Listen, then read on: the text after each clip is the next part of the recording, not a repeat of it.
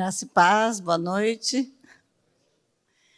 Esse tema nasceu da última vez que a gente falou um pouquinho sobre sexualidade, e a próxima proposta é a gente falar um pouco sobre as disfunções, a gente encontrar um médico que fale sobre isso, né, porque também tem as disfunções. Mas eu tinha no meu coração, e eu me meti nisso, né, porque tem uma parte histórica que às vezes a gente tem que pesquisar e nem é minha intenção, estava comentando com o pessoal ali fora, porque a história da sexualidade ela anda paralela em vários temas, em várias expertises. Por exemplo, ela anda dentro do direito, dentro da psicologia, dentro da religião, dentro da cultura. Então, eu peguei uma veia, né? Dentro da filosofia. Se a gente for ler, a gente assusta. Então, fiz uma misturinha para vocês verem e para nós começarmos a pensar um pouco do porquê pensamos algumas coisas dentro da sexualidade, né? Que a gente ouviu nossos avós, nossas tias, as nossas famílias falando sobre isso. E algumas coisas dessas atrapalham os casamentos, as relações, porque nós somos, primeiramente, seres espirituais. E depois, nós temos a nossa sexualidade.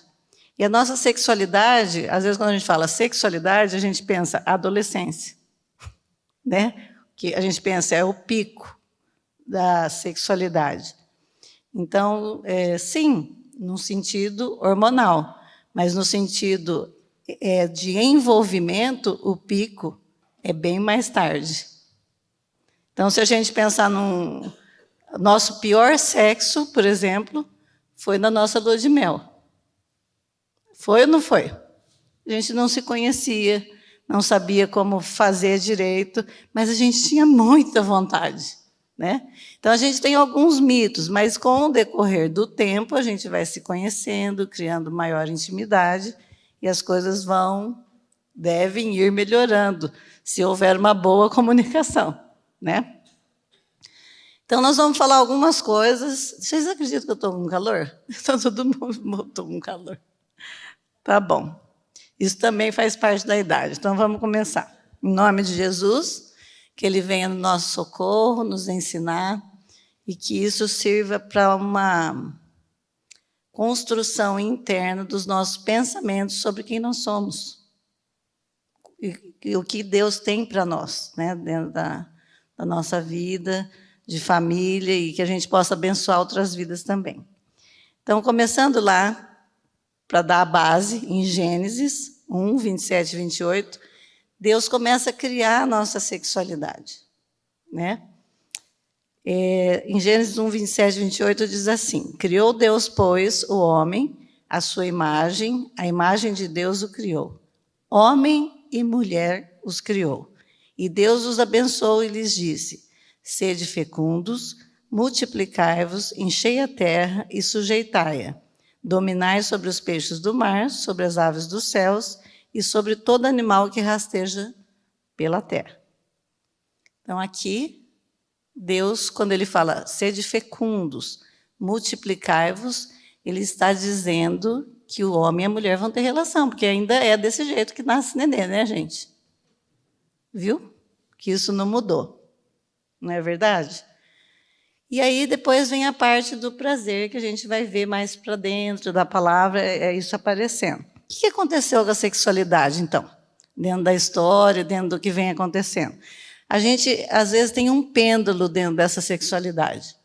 Ela pode ser tão banalizada, como a gente vê, até nos funks agora, né? É horrível, vocês já ouviram? Você faz assim, né? Chega a doer. De tanto que eles banalizam a sexualidade ou idolatram, como se a sexualidade fosse a parte mais importante da nossa vida. E não é verdade. Tá? Então, você brinca com o menino, né? Existia um mito na antiguidade que eles falavam para os meninos: se você se masturbar, você vai ficar cego. Aí os meninos falavam: então, vou ficar cego. Né? Porque existia, eles falavam para comprimir. Então, tem tantas cercas que foram colocadas de maneira errada, que Deus não pôs, né? Que veio distorcendo a visão nossa da sexualidade. E eu vou ler algumas coisas que dentro da história, então vamos seguir. Um pouco da história agora, bem pulada, que eu falei para vocês entenderem por que a gente pensa o que a gente pensa. Então, olha, 300 a.C. até 250, existe uma filosofia antiga que sexo no casamento só para procriação, tá? Não era relacionado ao prazer, dentro da filosofia, tá? Porque a mulher era vista, gente, como um ser inferior. Nessa época, eles não tinham conhecimento que a mulher tinha útero, que ela dava metade para formar o feto. Então, quem era detentor da vida, na mente deles, entende que a medicina não existia assim ainda. Então, o homem era detentor do feto. O homem plantava o bebê na barriga da mulher, e a mulher só gestava, na mente antiga.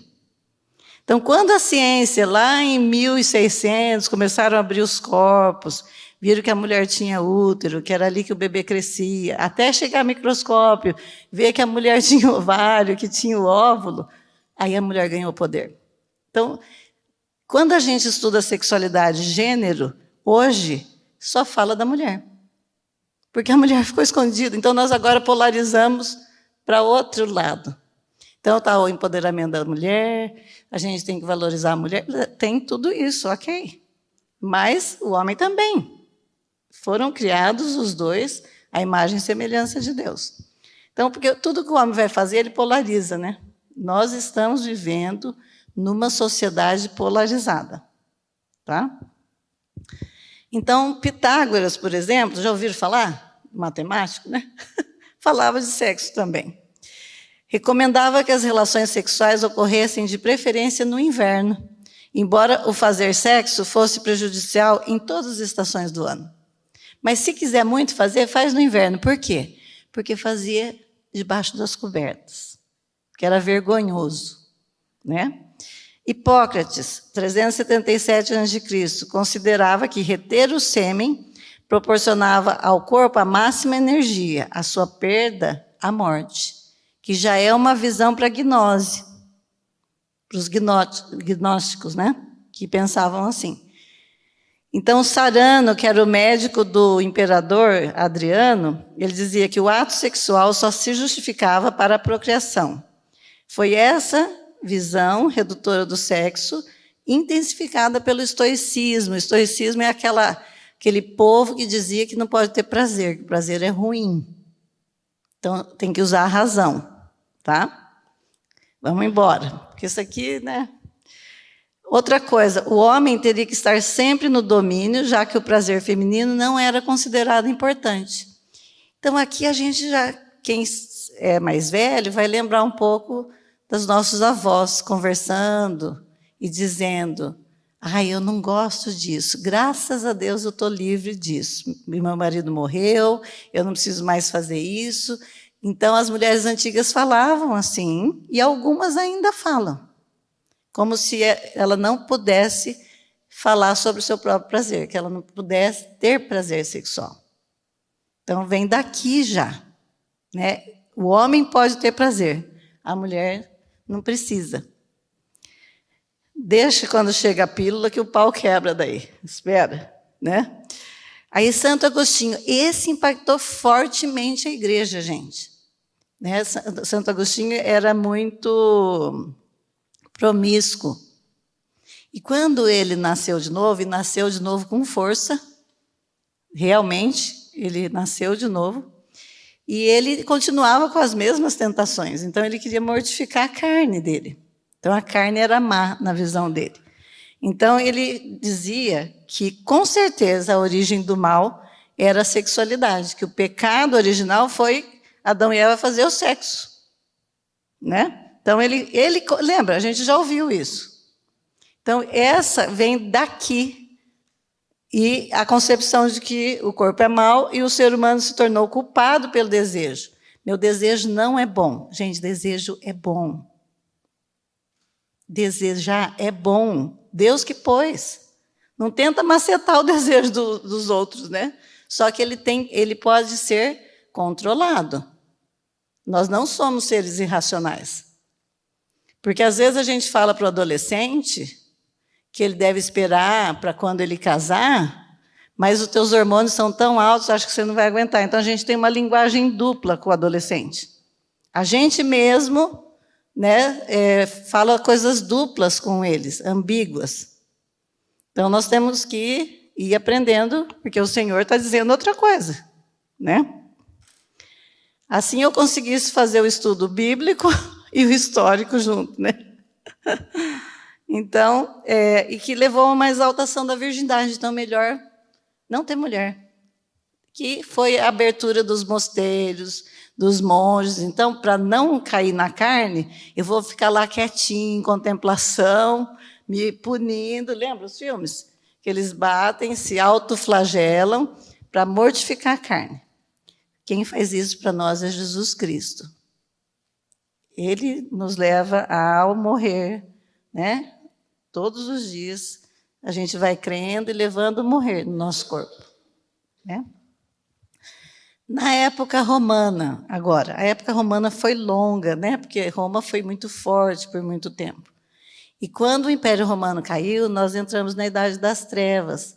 O mundo ficou meio no limbo, assim. Eu estou falando de Ocidente e Oriente ainda misturado, tá? Então, era possível você conhecer... Como que a gente sabia que um cara era libertino? Olha lá. Quando ele fazia sexo antes do cair da noite, quando ele fazia sexo sem criar penumbra, como assim vai fazer no claro? Tem que ser no escuro. Se fizer no claro, é libertino. Fazer sexo com uma parceira cuja roupa havia sido toda retirada. Não podia. Olha de onde vem um monte de tabu que nós temos. Aí, na época medieval ou na Idade das Trevas, isso tem algumas concepções diferentes historicamente, a nudez era natural. Vocês já assistiram aqueles filmes que dessa época, que você mostra uma taberna assim, e está todo mundo nu e está todo mundo de boa? É essa época. A nudez era uma coisa natural, né? Então, no final dessa época, eles começam, então, a colocar limites nas coisas. E o sexo agora começa a influenciar na política. Tudo isso que a gente ouve hoje sobre limitar a população começou aqui. Porque tinha fome, tinha necessidades, e eles começaram a relacionar sexo com o nascimento de criança, e a população aumentando, e faltando isso e aquilo. Aqui começa, no final do século XV, um broto do marxismo, só que ele ainda não existia, o Karl Marx, né? Mas começou a entrar a política agora no meio disso. Tem mais coisa acontecendo a nível de igreja e tal. E no século XVII nós temos, então, não pode falar de sexo. Vocês, né? Quem aqui é mais velho vai lembrar, e eu, quando chegava na sala, que minhas tias ou alguém estava conversando alguma coisa, eles falavam, tem gente descalço no lugar. Era uma senha, né? Tem gente descalço, então não pode falar sobre isso, porque ela não tem idade. Olha que lindo que era, né? Porque agora o povo fala tudo na frente das crianças. Né? Uns anos, acho que já faz uns 10 anos, eu atendi um casal que a menina tinha achado um pênis vibratório dentro do banheiro da mãe e chegou na sala, no meio das tias, e falou, mãe, para que você usa isso? E aí, para arrumar isso? Então, assim, tem muito pouca privacidade e cuidado com as crianças, porque tudo tem época certa, gente, né? Tudo tem a época. Eu estou falando bem claro, né? Nós estamos em casa para a gente falar abertamente sobre essas coisas, né? E no século XVIII, aí sim, agora começa a cerrar mais. Pensa que nessa época aqui, a gente ainda não tem ciência acontecendo. Então, a igreja tem muito poder sobre a sexualidade. Então, tinha uma época que eles tinham que confessar como fizeram o sexo, porque tinha que ser o jeito formal. Não podia a mulher ficar sobre o homem, só podia ser papai e mamãe, não podia, tudo era pecado, tudo. E aí você confessava e o sacerdote orava e você estava limpo e ia lá fazer sexo de novo, né? Porque vai fazer o quê, né? Vai perdoando e vai pecando, né? Não era assim, certo? Bem hipócrita, né? Então, os governos percebem que tem que lidar com uma população. A população cresceu, eles ainda não tinham sido... se vocês lembrarem dessa época, ainda não chegou na Revolução Industrial, ainda não começou as fábricas, então era uma coisa mais modesta e faltava alimentos. Vocês relacionam nos filmes assim que a gente assiste? O povo tudo meio sujo, faltando alimento, né? E trabalho não tinha. Então eles começam a se preocupar com a população, com seus fenômenos específicos e suas variáveis como natalidade, morbidade, esperança de vida, fecundidade, estado de saúde, incidência das doenças, formas de alimentação e aonde que esse povo vai morar. Tudo isso na contenção da sexualidade. Então, tem conselhos de pessoas dando para o casal que ele só podia ter relação, acho que sobrava terças e quartas, acho que a gente já leu aqui em algum dia. Porque outro dia era dia santo, outro dia da Virgem Maria, outro dia do Pentecoste, então só sobrava terça e quarta para o casal dentro do conselho da igreja que ele poderia ter relação. Então, nós já vamos chegar na Bíblia, tá, gente? Mas é para ter essa angústia mesmo que eu quero que vocês fiquem, nessa bagunça que foi feito na nossa mente de uma coisa que Deus fez. E isso é sério, né? Chega no século XX, a Simone de Beauvoir, ela escreveu um livro que chama Segundo Sexo. E ela começou a mudar a cabeça, isso tem um pouco de gente antes, das mulheres, que a mulher não nasce mulher, ela é feita mulher. Então, tinha a hipótese de que pudesse acontecer isso. E uma das coisas que a ideologia de gênero faz é negar o corpo. E quando ela nega o corpo, ela nega o Criador, porque o Criador determina se eu vou nascer mulher ou se eu vou nascer homem. E quando eu nego que o corpo me diz quem eu sou, quem está dizendo é um homem, não é mais o Criador. Então, eu tiro o Criador da história. Isso é sério. Aí, nesse século também, essa Shulamite aí, ela acabou com tudo. Todas as escritoras tiveram alta influência na história. Porque eu acho, na minha opinião, que a Shulamite foi a responsável pela teoria queer, que é a desconstrução de tudo.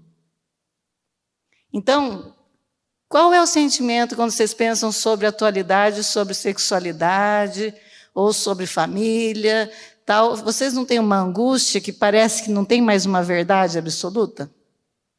Vocês não têm essa angústia? Agora o tema é fragmentação do pensamento. Quer aprender? Entra lá no Google e lê fragmentação do pensamento. Porque nós temos muitas vozes, está todo mundo fazendo vídeo e falando o que pensa. Você entra, tem milhões de vozes falando sobre coisas importantes, sobre a nossa vida, e querendo me ensinar a viver de uma forma diferente que o Criador não fala. Então, isso minou o pensamento, porque a gente não tem mais verdades. Nós, cristãos, temos no nosso coração, só que a igreja meio que se conformou um pouco com o mundo. Então, quando uma coisa sexual é estranha para a igreja, daqui 2 anos não é mais. A igreja meio que se misturou ao mundo, né? E a Kate Millett também, que é uma feminista bem importante nessa época. No século XX, nós temos 3 revoluções sexuais bem importantes. Olha como foi o século do movimento sexual, gente. Tudo aconteceu no século XX. Por isso que nós chegamos no XXI desse jeito que nós estamos. E no meio dessa costura, o feminismo entrou com força. Né? Ele começou no outro século, na primeira, segunda e terceira onda. Nós estamos agora, nem sei em que onda mais, né? Então, a primeira revolução sexual aconteceu aí a partir da década de 60, quando apareceu a pílula. As mulheres ganharam, então, a liberação. Apareceu o prazer das mulheres, elas podiam mandar no corpo quando gestar, quando elas iam engravidar. Então, elas queriam sair com alguém, elas tomavam comprimido e liberou. O que Deus fez com a liberação? E nisso liberou também a homossexualidade. Quando começou a subir a homossexualidade com força, apareceu a AIDS. Nós vamos ler onde está isso na Bíblia. Deus mandou para regular, gente. Porque senão o negócio ia ser desenfreado. Estava desenfreado, né? Aí nós temos depois a segunda revolução sexual, que se refere ao sexo masculino, quando apareceu o Viagra. Vocês lembram, os mais aí, quando apareceu o Viagra? O que apareceu? Quando saiu o Viagra, o que apareceu foi que as pessoas que usavam mais Viagra eram os jovens de 30 a 35 anos. Não eram os mais velhos. Porque as mulheres começaram, veio da pílula, as mulheres estavam assediando os homens tinham que estar prontos para ter relação com as moças que queriam, elas começaram a convidar os homens para ter relação, que era o homem que buscava a mulher, e teve uma mudança comportamental aí. Certo? Então, nessa revolução apareceu isso, uma mudança de busca, né? Por que apareceu? Porque esse jovem tomava Viagra e aparecia lá no hospital, com o pênis ereto, com dor, para fazer sangria. Por isso começou a aparecer. Porque ele não precisava, né? Mas por causa da ansiedade de ter potência, com a pessoa que ele não estava pensando em ter relação. Olha só, gente, que coisa doida. Tá. Aí, continuando a terceira revolução, que se refere ao sexo virtual. Tudo isso aconteceu no século XX. Né? Aí começou, então, o sexo virtual, e através desses sites, então, começou o voyeurismo, prostituição, pedofilia e adultério. Aqui no século XXI, a gente tem o nudes, né? Olha como melhorou o negócio. E os nossos adolescentes estão mandando fotos para os amigos, sem roupa, e eles distribuem para os amigos, de vingança. É sério, gente, tem que cuidar deles. Por isso, porque esses tempos atrás, uma mãe veio falar comigo, e ela falou assim, eu nunca imaginei que a minha filha fosse fazer isso. Porque a gente pensa que a pessoa tem privacidade, mas eles não têm mais. Então, nós precisamos ensinar isso, é sério, né?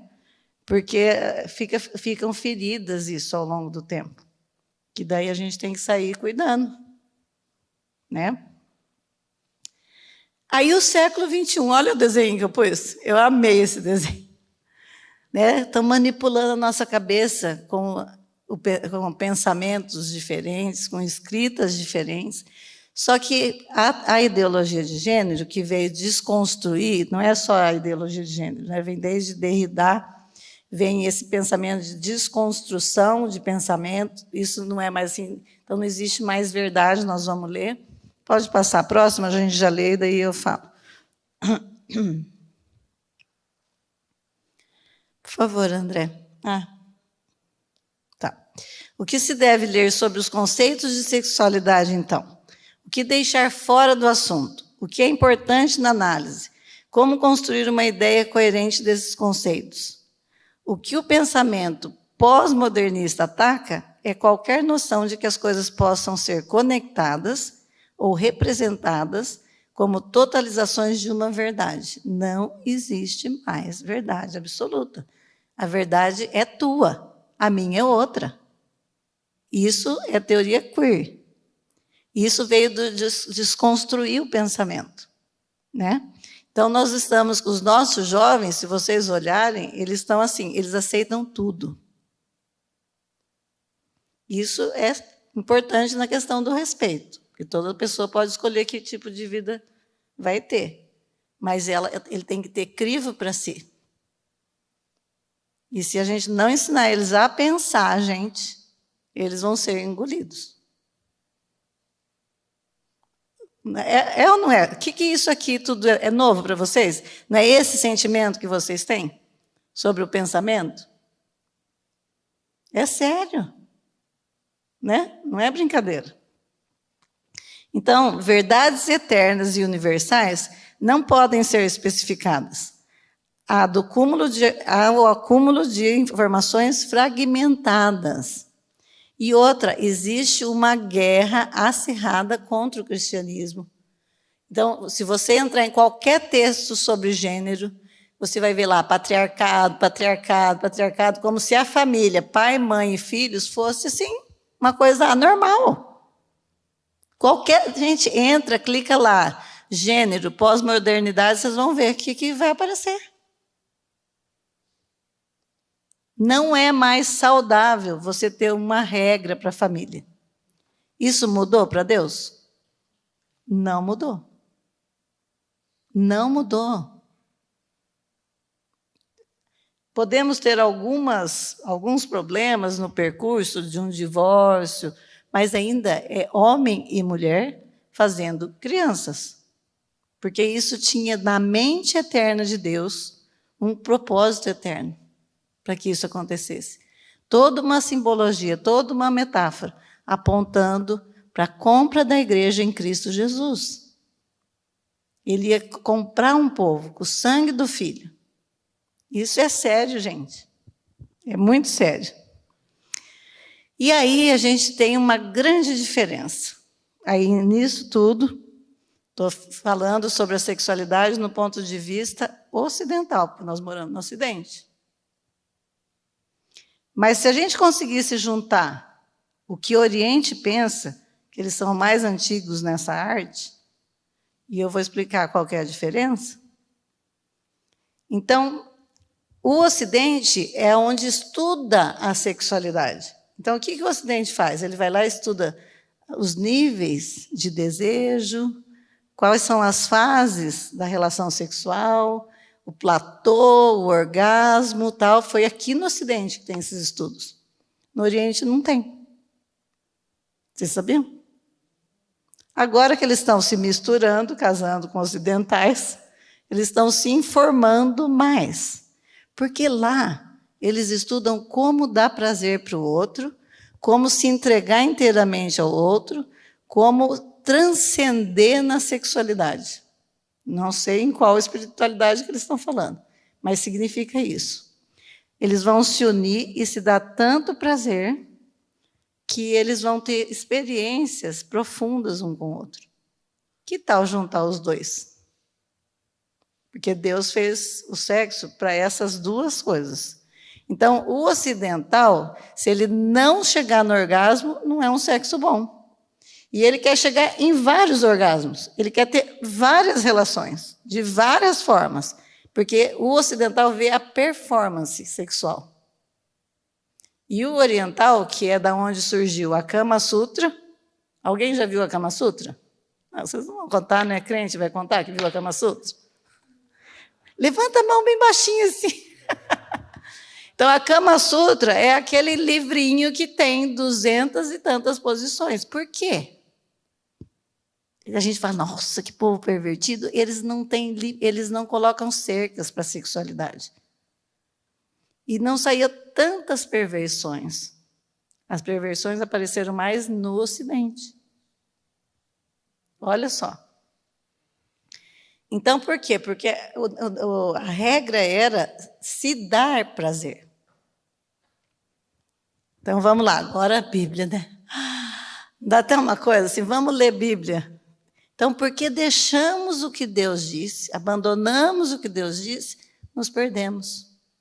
É isso que fala em Romanos, né? Vamos ler lá? Você põe... Tá. Então, Romanos 1:18, começando. A ira de Deus se revela do céu contra toda a impiedade e perversão dos homens que detêm a verdade pela injustiça. Porquanto o que de Deus se pode conhecer é manifesto entre eles, porque Deus lhes manifestou. Porque os atributos invisíveis de Deus, assim como o seu eterno poder, como também a sua própria divindade, claramente se reconhecem, desde o princípio do mundo, sendo percebidos por meio das coisas que foram criadas. Tais homens são, pois, indesculpáveis. Porquanto, tendo conhecimento de Deus, não glorificaram como Deus, nem lhe deram graças, antes se tornaram nulos em seus próprios raciocínios, obscurecendo-lhes o coração, insensato. Inculcando-se por sábios, tornaram-se loucos. Pensa nos vícios, no sexo desenfreado, nas coisas, porque abandonaram Deus, né? E mudaram a glória do Deus incorruptível em semelhança da imagem de homem corruptível, bem como de aves, quadrúpedes e répteis. Agora, quando mexe na sexualidade, mexe na parte primitiva, né? Quando eu não creio em Deus. Olha só, por isso, abandonei o conhecimento de Deus, me tornei nas trevas, com meu coração insensato. Por isso, Deus entregou tais homens à imundícia, pelas concupiscências do seu próprio coração, para desonrarem o seu corpo entre si. Pois eles mudaram a verdade de Deus em mentira, adorando e servindo a criatura em lugar do Criador, o qual é bendito eternamente. Amém. Por causa disso, os entregou a paixões infames, a consequência. Porque até as mulheres mudaram o modo natural das suas relações íntimas por outro, contrário à natureza. Semelhantemente, os homens também, deixando o contato natural da mulher, se inflamaram mutuamente em sua sensualidade, cometendo torpeza, homens com homens, e recebendo a AIDS em si mesmos a merecida punição do seu ato.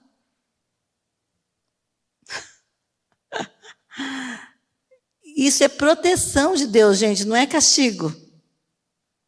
É cerca. Quando Deus põe limite numa coisa, é porque tem algo muito bom pela frente. Tem algo muito bom que Ele está protegendo. Então, a gente precisa entender isso, porque senão a gente fica no cerca sem falar por quê. O que Deus está protegendo? Né? E está protegendo a nossa psique, a nossa saúde, o evangelho dele. Então, essas disforias, que é que eu não sei quem eu sou, que gênero eu sou, se de manhã eu sou agora eles estão ensinando as crianças que eles podem ser quem eles quiserem. Então, a maioria das crianças, entre 10 e 13 anos hoje, nas escolas, já sabe o que é bissexual. Eles não sabem nem o que eles estão pensando, nem o que eles estão falando, mas falaram para eles que eles podem escolher, então são tudo bi.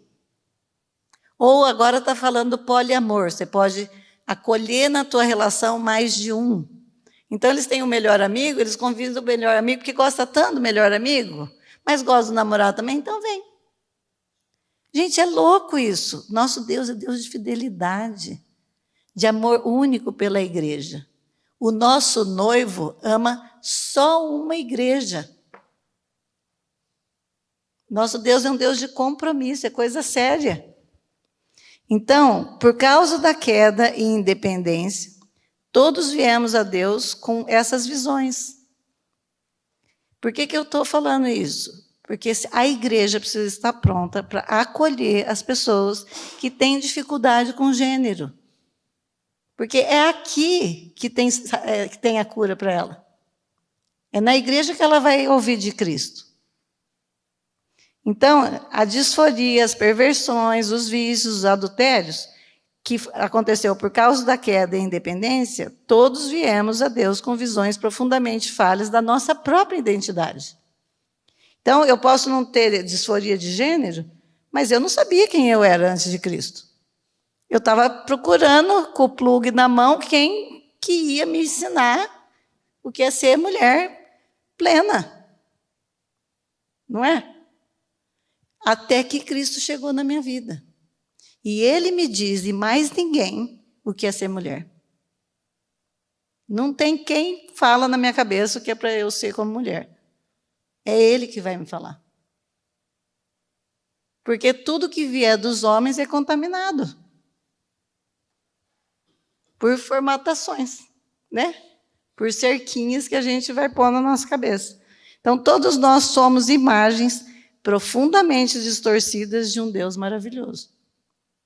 Então, quando a gente vai conversar com alguém, a gente não fala daquele problema dele, um versículo daquele problema dele. A gente fala do que nós todos temos em comum, para depois Deus tratar com ele no específico. Ou numa outra, quando ele nascer de novo, porque o que nós temos em comum? Somos todos pecadores, todos somos a imagem distorcida, não é? Então, se eu chegar para ele e falar assim, é pecado fazer isso, não tem significado para ele, porque ele ainda não é uma nova criatura. Então, Deus, Ele nos chama para a salvação, e depois Ele corrige. E, às vezes, a gente quer corrigir o comportamento da pessoa antes dele ter a salvação. E Deus não faz isso. Ele não corrige bastardo. A Bíblia diz. Então, o custo de discipulado é o mesmo para todos. Eu estou entrando um pouquinho no gênero, né? Porque o gênero tem a ver com a sexualidade. Então, em Marcos diz assim, 8,34, se alguém quer vir a mim, após mim, a si mesmo se negue, tome a sua cruz e siga-me. Está dizendo aí os homossexuais, o que tem vício de pornografia, o adúltero, o pervertido, o santinho, todos pecaram e todos estão destituídos da glória de Deus. Então, a forma como que cada um, que Deus vai expor o coração de cada um, é o Espírito Santo que sabe. Então, nós temos que ir para aquilo que todos nós somos, para que a pessoa se sinta incluída na história de Deus. Todos nós estamos, né? Não é? Ele não vem buscando a gente? Desde a fundação do mundo? Amém? Aleluia! Então, o que a gente vai ensinar? Né? Ensinar o que a Bíblia diz e por que a Bíblia o diz. Para mostrar que é uma racionalidade primeiro, gente. E depois que tem uma bondade no que Deus diz. Então, tudo que a gente vai mostrar que a Bíblia diz e por que ela diz e que nisso tem bondade. É para nos proteger.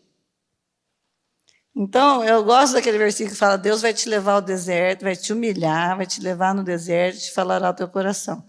A pessoa fala, nossa, Deus vai me humilhar. O que a gente pensa quando lê esse versículo? Ele vai me quebrar, vai pisar em cima, vai me moer, né? Não, ele está te lembrando, humilhar é que você é pó. E às vezes a gente esquece, pensa que a gente tem algum poderzinho. Então ele precisa lembrar, filha, você é pó, você é frágil, você precisa de mim. Para tudo. Para cuidar da tua sexualidade também. Então, nós estamos falando de um ser integral agora em Cristo. Porque quando nós chegarmos na adolescência, se eu não tiver construindo a pessoa como pessoa, para fazer escolhas, para saber decidir as coisas e por que está decidindo, aí a coisa aperta, né? E aí faz grupo de adolescentes, né, Lu? Para acudir. E é uma bênção, graças a Deus, para todo mundo conversar sobre isso. Então, toda vez que Deus dá uma proibição, Ele está protegendo algo bom. A não ser que impressionemos as pessoas com a visão bíblica para o casamento e a sexualidade humana, especialmente como eles apontam para além de si mesmos, para o amor de Deus por nós em Cristo, não estaremos fornecendo os recursos espirituais completos necessários para lutar contra desejos pecaminosos profundos e persistentes. Nós já falamos aqui, nem sei em qual estudo, que sempre o nosso raciocínio tem que ser criação, queda, redenção. Então, Deus, você faz isso, mas Deus não te criou para isso. Deus te criou para isso. Mas porque houve a queda, o que você dá conta de fazer é isso que você está fazendo. Mas porque você está fazendo isso que você está fazendo errado, Deus te mandou Jesus para te redimir, para te fazer uma nova criatura agora capaz de funcionar espiritualmente no poder dele de forma diferente. Olha só. Não é chegar isso é pecado e paulada na cabeça do outro. Ele não vai. Não vai. Não vai entender nada. Por quê? Porque na sexualidade do casal, aí vai aparecer o eu de cada um. Então, se esse eu está crucificado com Cristo e já está a serviço, então vamos pensar. Entra no quarto do casal, restabelece o Éden. É o único lugar nesse mundo que a gente está nu e não se envergonha. Não é? E ali, um vai dar amor um para o outro, não vai receber. Porque se Cristo está nele, inteiramente e integralmente, ele entrou ali para dar amor para o outro, para servir o outro. É diferente? E aí, Cristo com eles, porque dentro dessas falas dos filósofos, tem um que fala assim, e Deus sai do quarto quando o casal... Olha os pensamentos. Tem gente que cobre o santo, né? Para o santo não assistir, né? Então, tem várias coisas assim na cabeça do povo, porque eles não entenderam Deus que fez o sexo. E ele fez para o deleite do casal. Para que criasse o povo dele, a igreja dele, para ele amar a gente. Porque Deus é amor. Ele não tinha o objeto do amor. Então, ele criou um povo para ele amar. Simples assim. Então, esse binário que o mundo quer destruir, que é homem e mulher, certo? No casamento, é a figura do casamento supremo entre Jesus e seu povo. Se quebrar essa figura, quebra a figura do evangelho. É isso que o diabo quer. Né? Isso é algo muito profundo e belo. A gente entende, ensina as crianças, um dia você vai casar e você vai refletir a figura de Cristo e a igreja. Né? Olha só se a gente ensinasse assim para as nossas crianças, né? Então, o casamento, ele aponta para o evangelho. E a nossa teologia do casamento flui dos nossos entendimentos do evangelho. O que você pensa do casamento tem que ser a partir do que você entende do evangelho. Porque senão, nós estamos tudo cansados. Aí a gente chega em casa, hoje eu estou cansada. Qual o dia que você não está cansada? Tem algum... Tem uma aqui segurando para não bocejar. A gente está cansado, porque nós fervemos o dia inteiro. Mas você já teve relação naquele dia que você está bem cansado? E daí começar a namorar, e daí rolou, e de repente, no outro dia, você vê, nossa, eu nem fiquei mais cansado, porque parece assim, que você ainda ia ter a relação, que ainda ia ser tarde, que ainda tem que fazer isso, e no fim é um lazer, o corpo funciona, a pele fica lisinha, dá tudo certo, gente, porque é Deus que fez. É Deus que fez. Né? Então, dependendo da nossa teologia, a gente canta uma cançãozinha de ninar, né, para o outro, né? Dorme, dorme, né? Então, vamos lá, o próximo. Estou acabando, gente. A Bíblia não nos dá uma teologia da homossexualidade, por exemplo. Tá? Ela nos dá a teologia do casamento, para prevenir a outra coisa. Então, não inventa coisa que não tem, né? E todo o ensino aponta para Cristo e o seu ensino. Então, depois vocês leem esses versículos aí, tira a foto. Então, o que Cristo disse sobre a nossa sexualidade? Que o sexo fora do casamento é pecado, que o desejo sexual, e não só o comportamento sexual, é moralmente culpável, né? Que o casamento se dá entre homem e mulher, que a única alternativa piedosa para o casamento é o celibato. Se você não for casar, você vai ser celibatário, você não vai ser promíscuo. Tá? É essa a hipótese. Ou você casa, ou você seja celibatário. Né? Então, se a gente tem algum problema com essas posições aí que Jesus disse, o nosso problema não é com a igreja ou com o cristianismo. O nosso problema é com o próprio Cristo, é com o Criador.